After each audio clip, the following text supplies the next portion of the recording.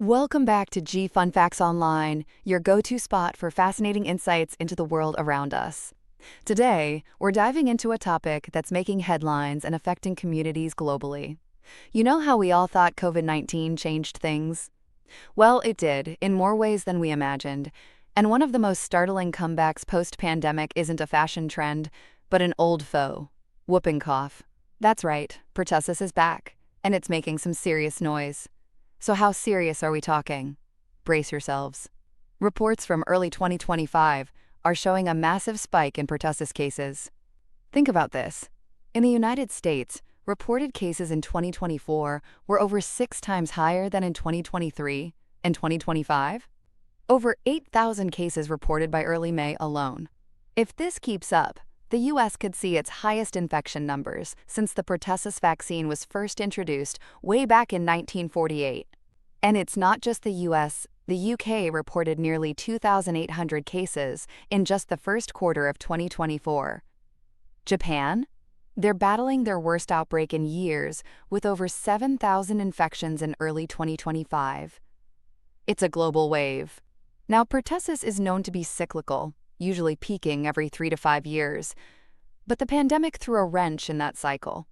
All those masks and social distancing measures, they worked so well they dramatically reduced exposure, leading to what experts call a buildup of susceptible individuals. Basically, our collective immunity got a bit rusty. So what's fueling this alarming comeback? It's like a perfect storm of factors. First up, the obvious. As we've ditched the masks and embraced social gatherings again, respiratory bugs like Bordetella pertussis, the tiny culprit behind whooping cough, are having a field day. Some call this an immunity debt. We missed out on our usual small exposures that keep our immune systems primed. Second, vaccine immunity isn't a lifetime subscription, especially for pertussis. The acellular vaccine, which is common in many countries, can see its protection wane over time, typically lasting about 3 to 5 years. So even if you were vaccinated as a kid, you might need a booster. Then there's a really concerning one: declining vaccination rates. In some areas, fewer kids are getting their routine shots, including the DTaP for pertussis. The pandemic definitely disrupted healthcare services, and unfortunately, vaccine hesitancy is also playing a role. For example, in the U.S., the percentage of kindergartners up to date on their pertussis shots dipped from 95% before the pandemic to 92% in the 2023-24 school year. That might seem like a small drop, but it leaves many more children vulnerable. And if that wasn't enough, the bacteria itself is a shifty character.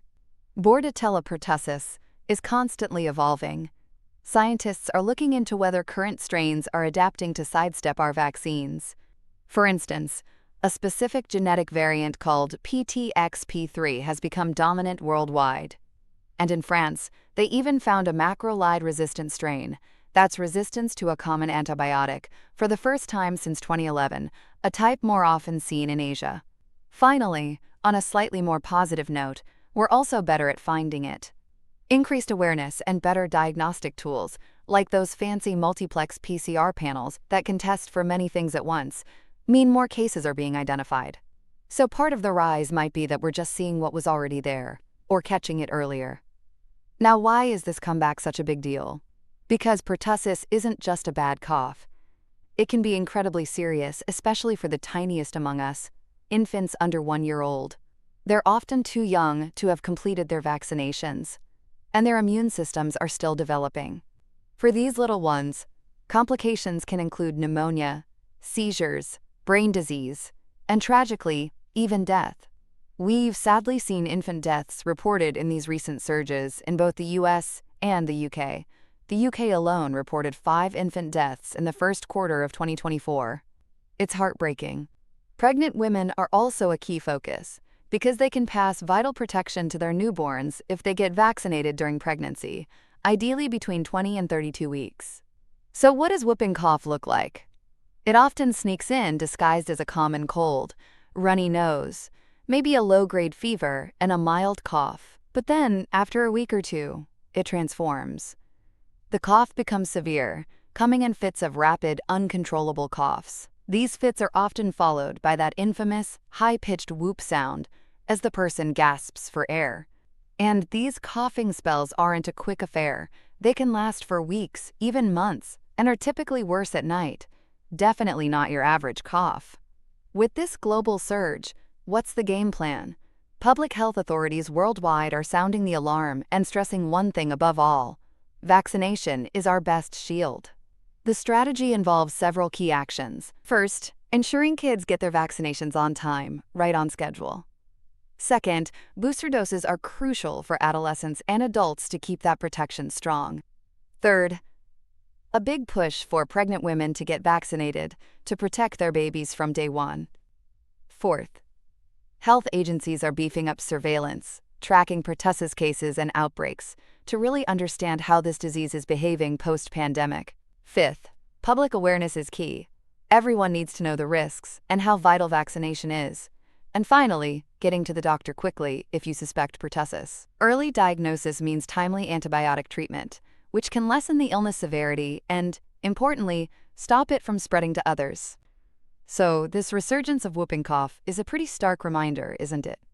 It shows us that vaccine-preventable diseases are always lurking, ready to make a comeback if we let our guard down.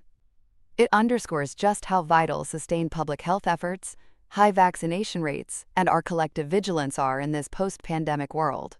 Thanks for tuning in to G Fun Facts Online.